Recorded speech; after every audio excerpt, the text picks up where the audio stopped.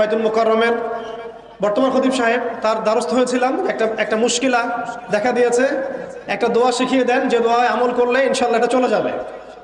তা আমাকে তিনি পার্সোনালি বলেছিলেন যে এই দোয়াটা যেটা আমি এখন শিখিয়ে দিচ্ছি আপনাকে, এই দোয়াটা জিবরাইল আলাইহিস সালাম রাসূলুল্লাহ সাল্লাল্লাহু আলাইহি ওয়াসাল্লামকে শিখিয়ে দিয়েছিলেন এবং রাসূলুল্লাহ সাল্লাল্লাহু আলাইহি ওয়াসাল্লাম এই দোয়াটা খালিদ বিন ওয়ালিদ রাদিয়াল্লাহু আনহুকে শিখিয়ে দিয়েছিলেন। তো শোনার এবং শেখার খুব আগ্রহ ছিল। তা আমি লিখে নিচ্ছিলাম এবং নোট করছিলাম।